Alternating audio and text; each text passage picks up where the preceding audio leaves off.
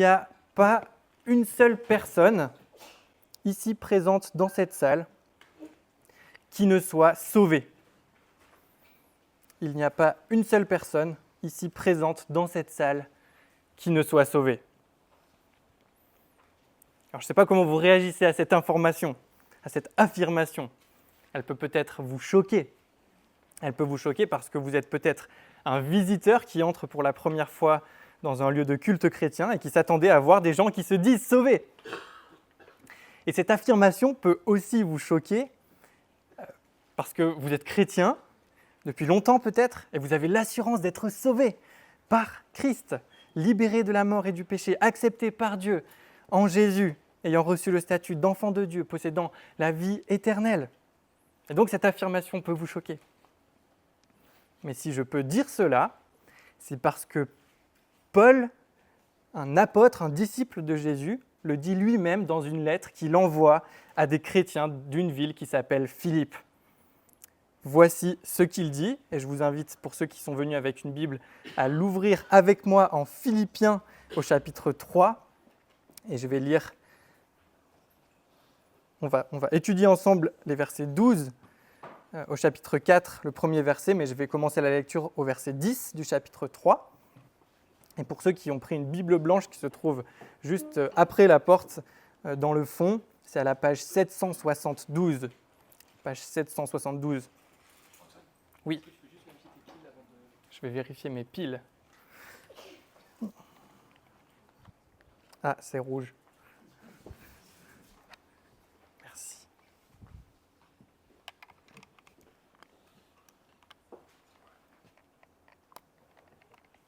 Donc nous lisons Philippiens chapitre 3 à partir du verset 10. Mon but est de le connaître Christ, lui, ainsi que la puissance de sa résurrection et la communion de ses souffrances, en devenant conforme à lui dans sa mort, pour parvenir, si possible, à la résurrection d'entre les morts. Ce n'est pas que j'ai déjà remporté le prix ou que j'ai déjà atteint la perfection, mais je poursuis ma course afin de le saisir, puisque moi aussi j'ai été saisi par le Christ Jésus. Frères, pour moi-même, je n'estime pas encore avoir saisi le prix, mais je fais une chose, oubliant ce qui est en arrière et tendant vers ce qui est en avant, je cours vers le but pour obtenir le prix de la vocation céleste de Dieu en Christ Jésus. Nous tous donc, qui sommes des hommes faits, ayons cette pensée. Et si sur quelques points vous avez une pensée différente, Dieu vous révélera aussi ce qu'il en est. Seulement, au point où nous en sommes parvenus, avançons ensemble. Soyez mes imitateurs, frères, portez les regards sur ceux qui marchent selon le modèle que vous avez en nous. Il en est plusieurs qui marchent en ennemis de la croix de Christ. Je vous en ai souvent parlé et j'en parle maintenant encore en pleurant. Leur fin, c'est la perdition. Leur Dieu, c'est leur ventre. Ils mettent leur gloire dans ce qui fait leur honte. Ils ne pensent qu'aux choses de la terre. Pour nous, notre cité est dans les cieux.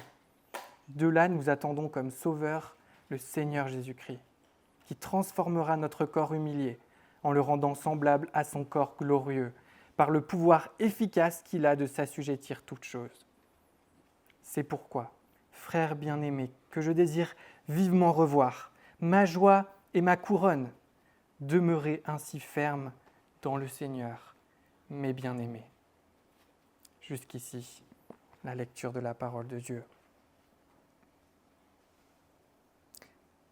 Est-ce que vous avez vu?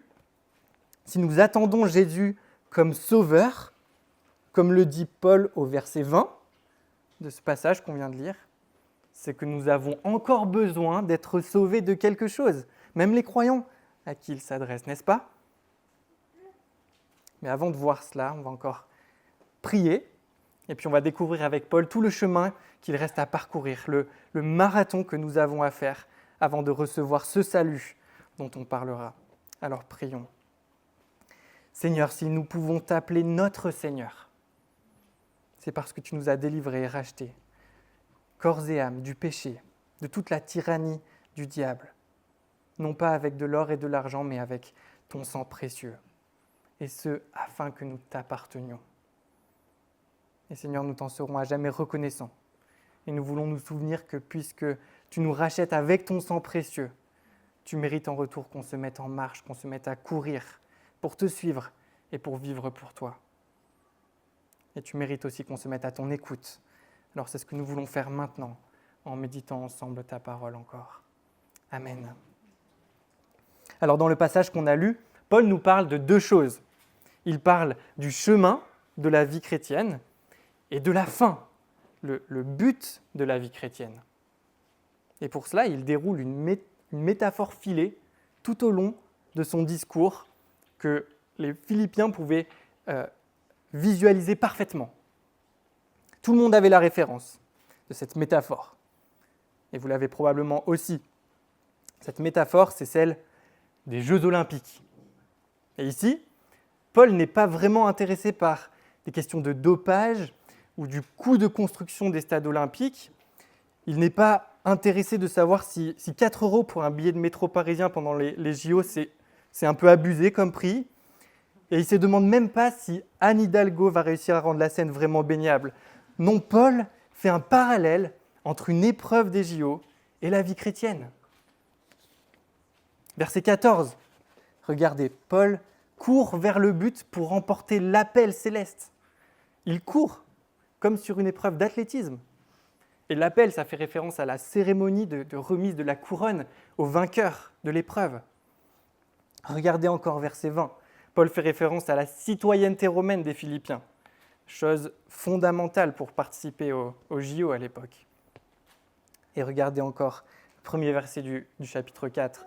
Paul fait référence à une couronne, la couronne de laurier qui est la médaille que les vainqueurs des JO recevaient à l'époque. Donc on voit que Paul, dans ce passage, il décrit la vie chrétienne comme une course, avec une épreuve à réaliser et une ligne d'arrivée.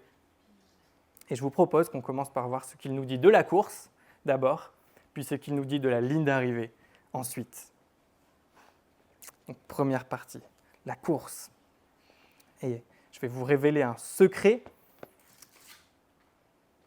Est-ce que vous savez ce dont doit parler un prédicateur pour captiver son auditoire, qui marche à peu près à chaque fois? Il doit parler de foot. Et je suis très mauvais pour appliquer ce principe, désolé pour les fans de l'Olympique Lyonnais, parce que je n'y connais rien en foot. Mais Paul, en bon prédicateur, savait comment captiver, lui, son auditoire à l'époque. Il fallait parler des Jeux Olympiques, et c'est ce que fait Paul ici. Il va se prendre pour un athlète des Jeux Olympiques. Il nous dit qu'il court de toutes ses forces pour chercher à s'emparer du prix. C'est quoi ce prix? Il le dit, son but, c'est de faire tous ses efforts pour atteindre la perfection. Autrement dit, pour devenir conforme à Christ.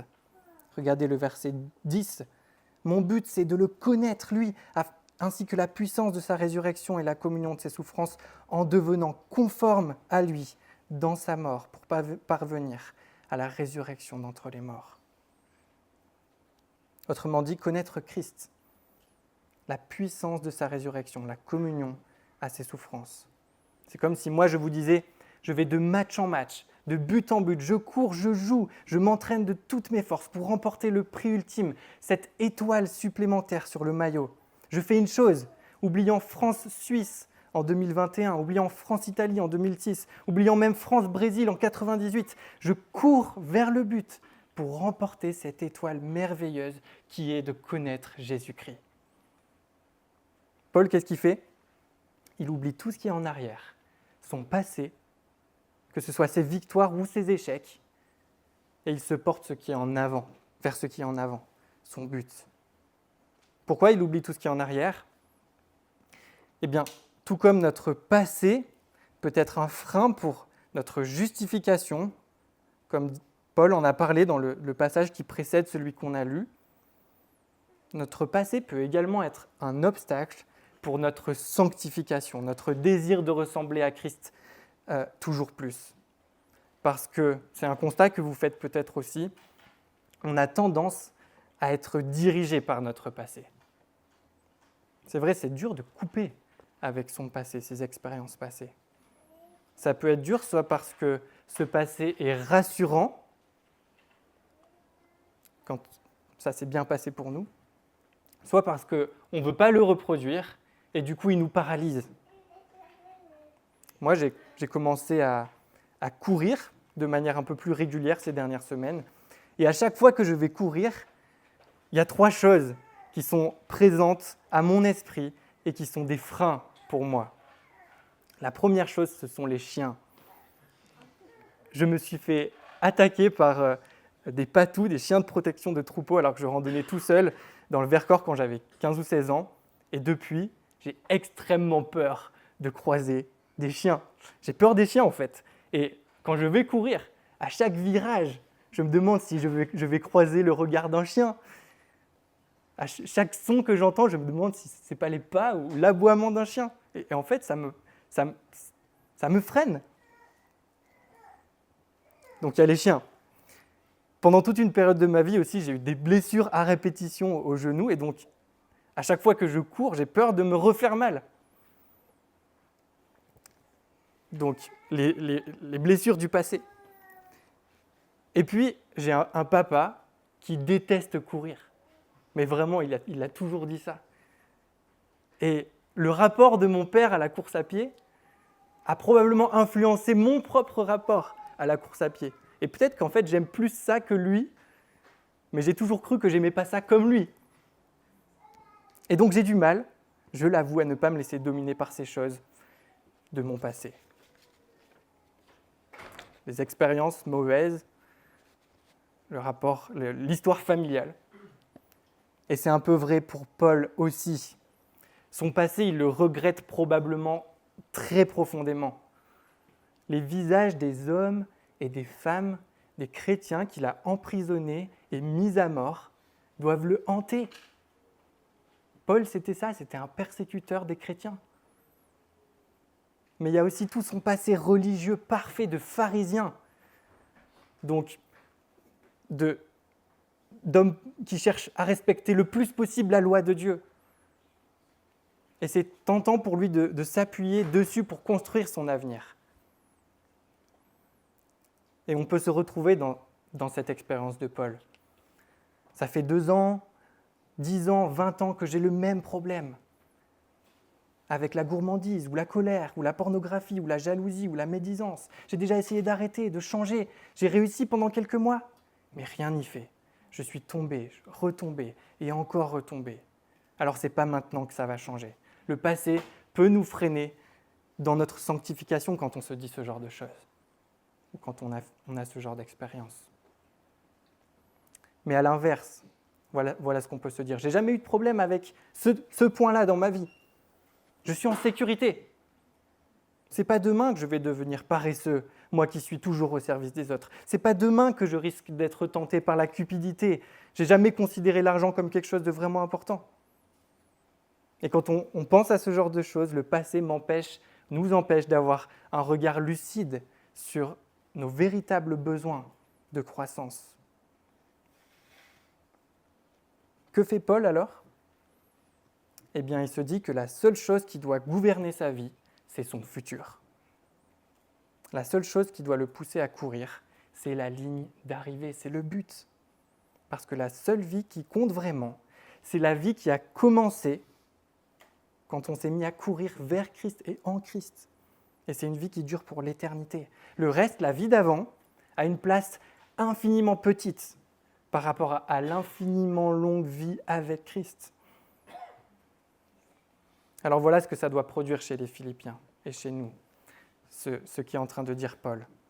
Ça doit nous mettre comme un coup de pied aux fesses, ça doit nous déranger, ça doit nous piquer, nous gratter, parce que quand on est Philippien, on a le statut de citoyen romain. Et le statut de citoyen romain, ça offre un certain nombre d'avantages et de confort. Et c'est facile de s'en accommoder. Quand on a le statut de citoyen romain, on se sent en paix, en sécurité, parce qu'on est très privilégié, c'est pépère comme statut. Donc Paul, il donne un coup de pied aux fesses aux Philippiens pour qu'ils se mettent à courir ensemble avec lui. Et il leur dit, verset 20, « Votre première citoyenneté, elle est dans le ciel, pas dans l'Empire romain. » Et nous, pour la plupart d'entre nous, on vit confortablement en France, dans la paix, la sécurité, le confort, on manque de rien. Et Paul, il nous bouscule aussi.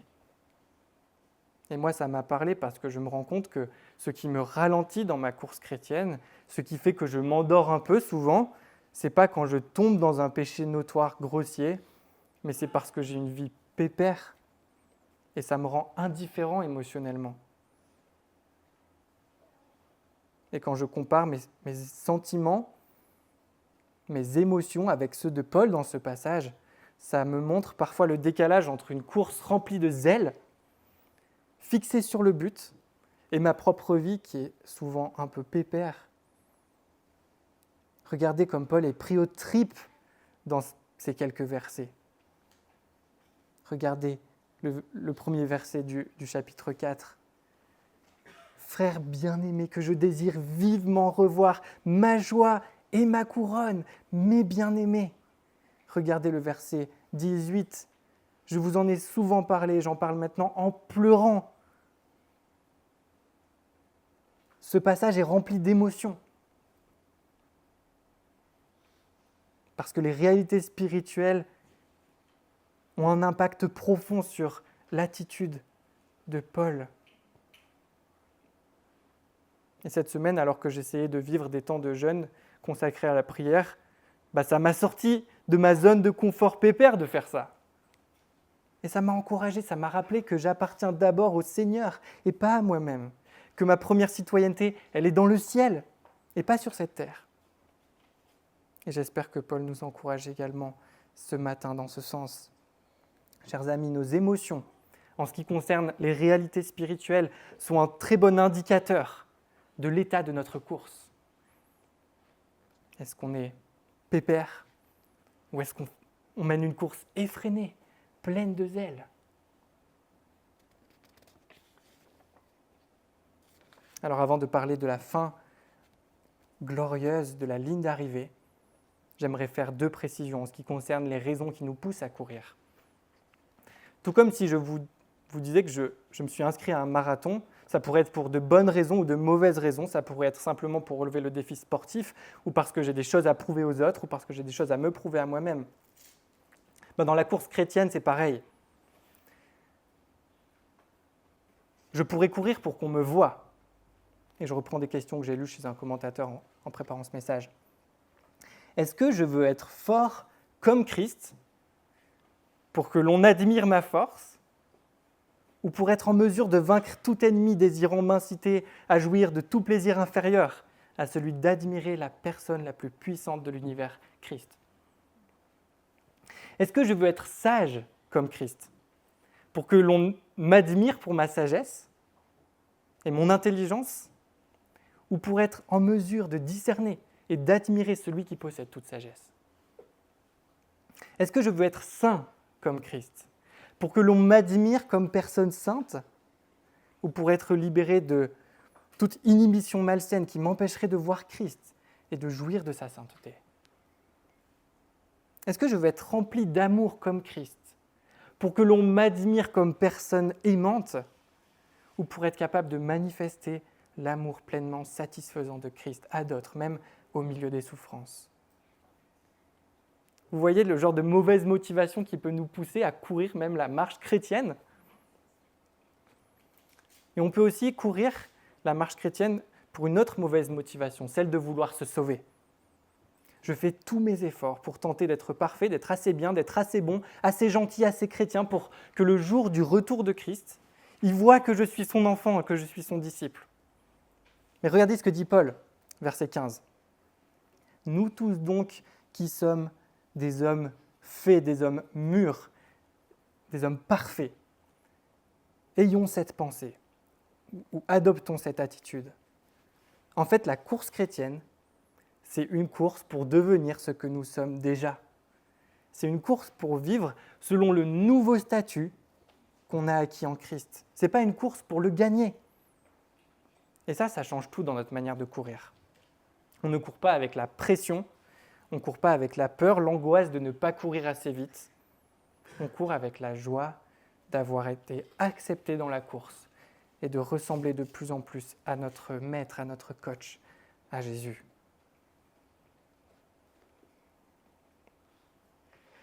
Alors après avoir parlé de la course, Paul nous parle de la ligne d'arrivée. Et je ne sais pas si vous avez remarqué, mais il ne nous parle pas d'une ligne d'arrivée, mais il nous parle de 2 lignes d'arrivée qui sont précédées par 2 chemins. Et la première ligne d'arrivée, c'est la perdition éternelle, qui est destinée aux ennemis de la croix de Christ, verset 18, qui est destinée à tous ceux qui ne pensent qu'aux réalités de ce monde, donc ceux qui ne sont pas croyants, à tous ceux qui ont pour Dieu leur ventre, donc leur propre fierté, leur loi, leurs principes religieux. Et cette perdition, le reste de la Bible nous dit que c'est l'enfer. Un lieu où ceux qui n'auront pas eu comme préoccupation les réalités du monde, qui n'auront eu comme préoccupation que les réalités du monde, où eux-mêmes subiront un châtiment, une peine consciente et éternelle. Et quand on pense à cette réalité, c'est normal que ce soit difficile d'y penser déjà, et c'est normal que ça nous angoisse, que ça puisse nous plonger dans une tristesse, et parfois dans une tristesse terrible. Bien que nous devions nous approprier par la foi la vérité que la perdition des ennemis est une décision prise par un Dieu juste et bon, ça reste une grande source de chagrin pour nous. Parce que Dieu a mis dans notre cœur une part de son amour pour les gens créés à son image, et même pour les gens qui se révoltent contre lui. Mais cette réalité de la perdition devrait nous pousser à suivre le deuxième chemin et à proposer ce deuxième chemin au plus grand nombre pour atteindre la deuxième ligne d'arrivée avec le plus de personnes possible. Cette deuxième ligne d'arrivée, c'est la résurrection. Et la résurrection qui aura lieu lors du retour de Christ. Paul nous précise pour qui elle est. Elle est pour ceux qui appellent Jésus-Christ leur Seigneur. Regardez le verset 20. C'est-à-dire pour ceux qui appellent Jésus-Christ leur Maître, leur Roi.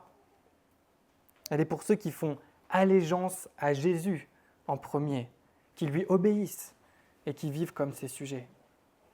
Et elle est pour les citoyens du ciel, ce qui revient à la même chose. Si nous avons pour Roi Jésus, c'est que nous appartenons à son royaume, et donc que nous sommes citoyens de son pays, le ciel. Mais si Paul utilise ce langage de la citoyenneté, c'est pour mettre en évidence qu'on ne doit pas trop s'attacher à notre citoyenneté terrestre. On n'est que des voyageurs et des étrangers sur cette terre. Et ça a pas mal d'implications. Et entre autres, ça donne un sens à notre souffrance. Pensez à des étrangers qui vivent en France, ou pensez à vous, si vous avez habité quelque temps dans un pays étranger, ou si vous êtes actuellement ici dans un pays qui vous est étranger. On ne se sent pas chez nous. Et on nous le fait toujours remarquer. On n'a pas les mêmes priorités parce qu'on n'a pas la même culture. On n'achète rien de volumineux ou de grande valeur parce qu'on sait qu'on va rentrer chez nous. Et on expérimente une sorte de souffrance de ne pas être chez nous. Mais on sait pourquoi. Et je lis ce que nous dit un commentateur à ce sujet. Les chrétiens attendent-ils avec impatience le retour de Christ ? Plus les chrétiens sont absorbés par la recherche de bonnes choses de cette vie, et plus ils négligent une communion fraternelle authentique et leur relation personnelle avec le Christ, moins ils aspirent au retour de Christ. D'autre part, la plupart des chrétiens qui connaissent la souffrance ou la persécution, ou qui ont atteint un certain âge et qui sont physiquement diminués, et ceux dont la marche quotidienne avec le Christ est profonde, eh bien ces chrétiens-là aspireront plus ardemment à son retour. Et donc, dans une certaine mesure, l'ardeur avec laquelle on aspire au retour de Christ est un indicateur de notre condition spirituelle. Et je trouve que ce que ce commentateur dit est intéressant. Après avoir vu que nos émotions sont un indicateur de l'état de notre course, on voit que l'ardeur avec laquelle on aspire au retour de Christ, c'est un indicateur de notre condition spirituelle. Et ça nous montre si on se sent davantage citoyen du ciel ou citoyen de cette terre. Et écoutons encore ce que dit Jean Calvin au sujet de la résurrection. Personne n'a vraiment et fortement progressé dans l'Évangile si elle n'a pas acquis la capacité de méditer sans se lasser sur la résurrection bienheureuse. Voyez la place que la résurrection prend dans une vie chrétienne pleine de zèle.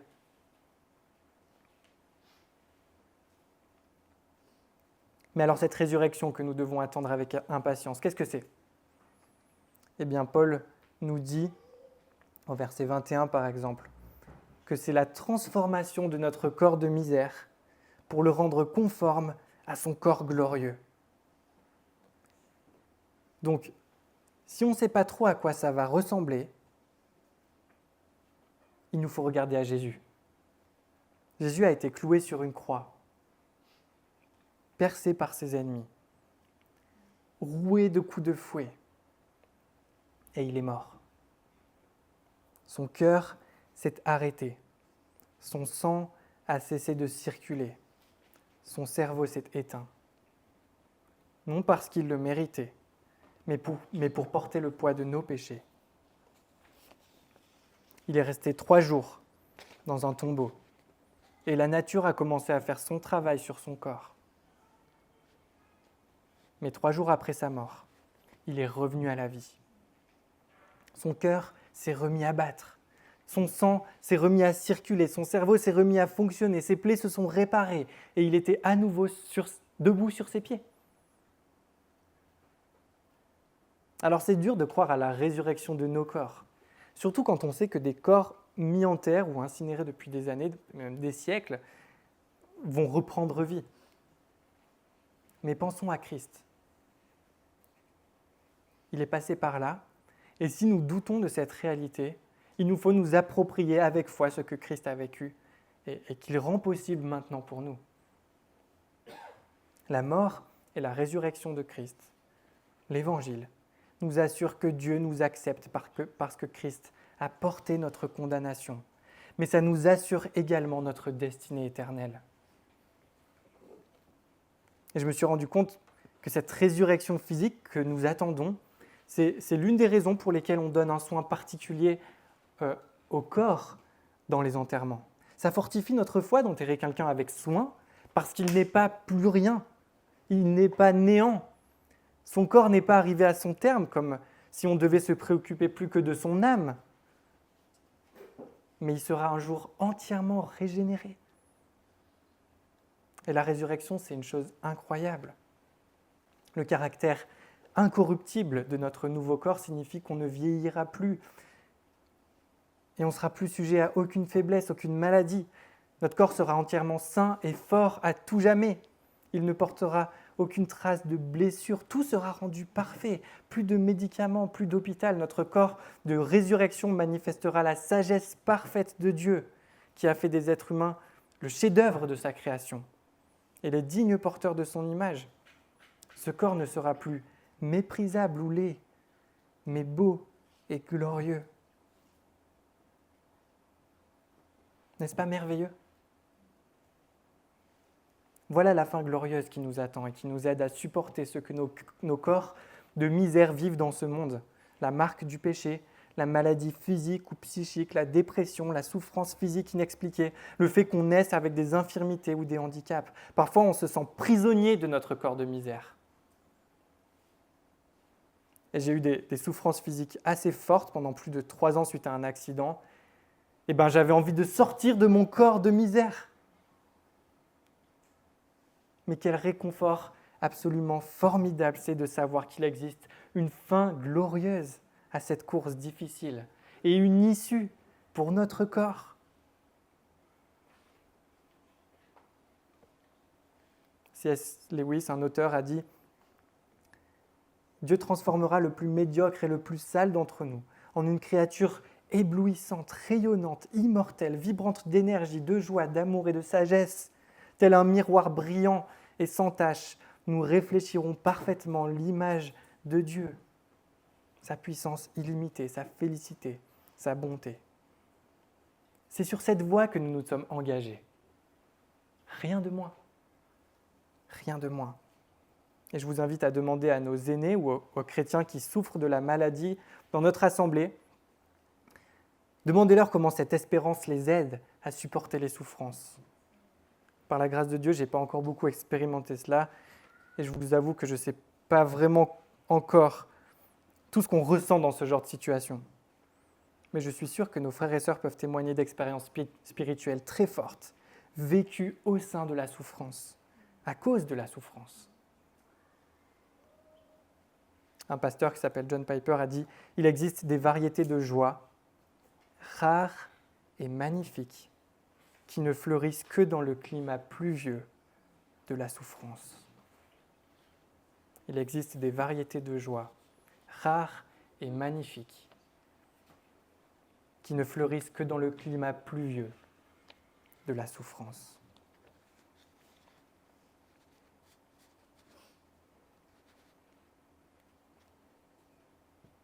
Alors je finis avec 3 anecdotes en guise de conclusion. Foja Singh, je ne sais pas comment se prononce son nom, un Britannique, commença à courir des marathons à l'âge de 89 ans. Et comme papy avait la forme, il en a couru 9 par la suite, et il a fini son dernier marathon à Hong Kong à 101 ans. Incroyable, n'est-ce pas ? Et je raconte cette anecdote pour dire que c'est jamais trop tard pour se mettre à courir. Donc si jamais il y a quelqu'un dans cette salle qui croit que c'est trop tard de se mettre à entrer dans cette course avec Jésus, ben c'est faux. 40, 50, 80 ans, c'est rien en comparaison à l'éternité. Deuxième anecdote, au JO de Stockholm, en 1912,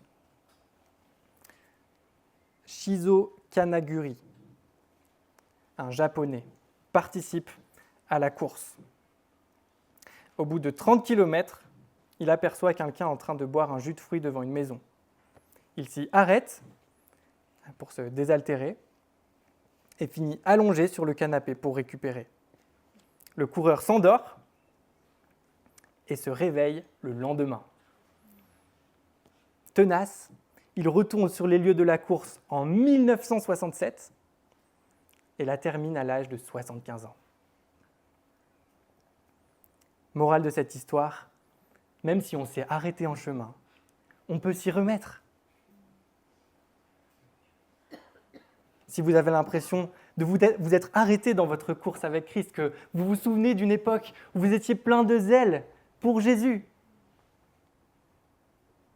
et que vous avez l'impression que tout ça s'est arrêté, que vous êtes en dehors de la course, on peut s'y remettre.